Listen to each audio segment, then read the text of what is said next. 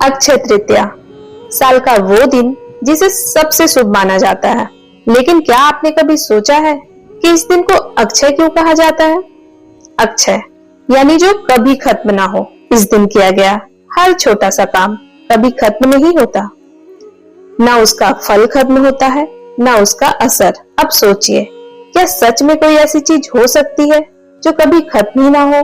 धन खत्म हो जाता है, समय खत्म हो जाता है, यहाँ तक कि जीवन भी। तो फिर अक्षय तृतीया पर ऐसा क्या खास है? शास्त्रों में बताया गया है कि इस दिन ब्रह्मांड की ऊर्जा सबसे शुद्ध और सबसे शक्तिशाली होती है।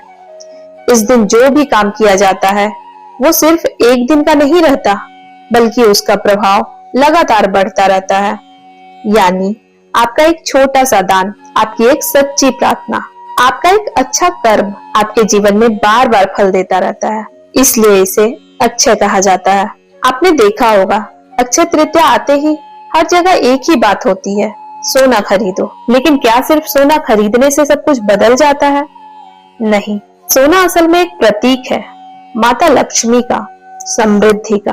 पुराने समय में लोग मानते थे कि सोना सिर्फ धन नहीं बल्कि स्थिरता का प्रतीक है। लेकिन असली बात यह है कि अगर दिल साफ ना हो तो सोना भी सिर्फ एक धातु ही रह जाता है, और अगर भावना सच्ची हो तो बिना सोने के भी भगवान की कृपा मिल जाती है। अगर आप सोना चांदी नहीं खरीद सकते तो दुखी मत होइए, क्योंकि इस दिन की असली ताकत खरीदने में नहीं, देने में है। आप किसी भूखे को खाना खिला सकते हैं, किसी प्यासे को पानी पिला सकते हैं, किसी जरूरतमंद की छोटी सी मदद कर सकते हैं।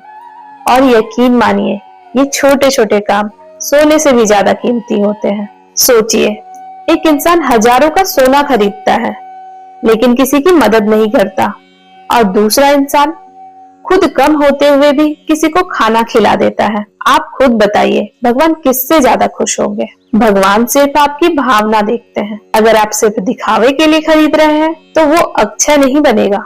लेकिन अगर आप सच्चे मन से भगवान को याद करके कुछ छोटा सा दान भी करते हैं तो वही आपके जीवन में बरकत लेकर आता है। अक्षय तृतीया पर अमीर वो नहीं होता जो ज्यादा खरीदता है, अमीर वो होता है जो सच्चे दिल से देता है।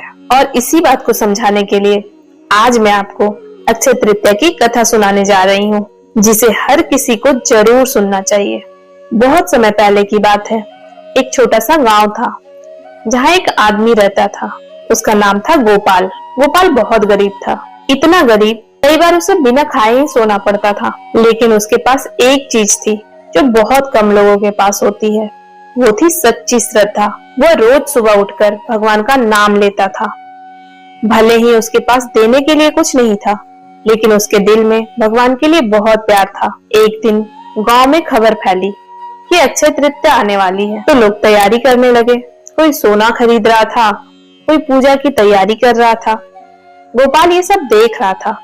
उसके मन में भी आया कि वो भी कुछ अच्छा करे, लेकिन उसके पास तो कुछ था ही नहीं।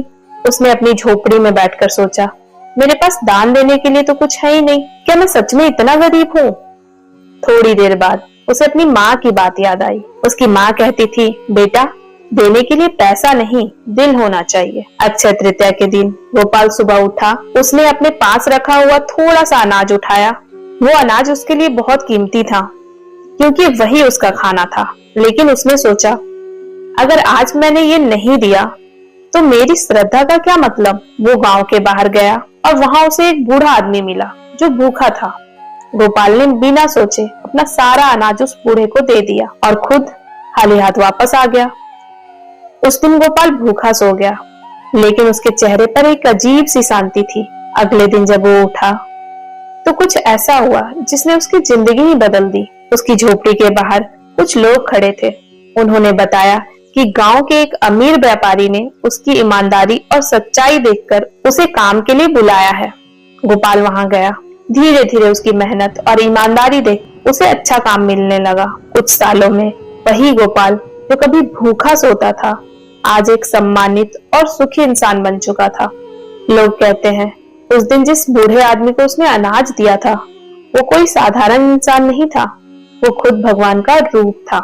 जब आप किसी की मदद करते हैं तो सिर्फ उसका पेट नहीं भरते, आप अपने अंदर की सोच बदलते हैं, आप समृद्धि की तरफ बढ़ते हैं।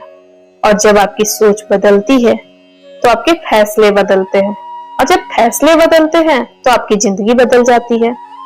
यही है असली अक्षय। इस अक्षय तृतीया आपको सोना खरीदना है या नहीं, ये आपकी मर्जी है, लेकिन एक अच्छा काम जरूर करना, किसी की मदद जरूर कर देना और सच्चे दिल से भगवान को याद कर लेना, क्योंकि हो सकता है आपका आज का एक छोटा सा कदम आपकी पूरी जिंदगी ही बदल दे। दोस्तों, अगर आपको ये कथा अच्छी लगी हो तो आज के इस पवित्र दिन पर आप मुझे भी खुशी दे सकते हैं इस वीडियो को लाइक और सब्सक्राइब करके। मैं इसी तरह आपके लिए ऐसी ही भक्ति से जुड़ी हुई कथाएं लाती रहूंगी।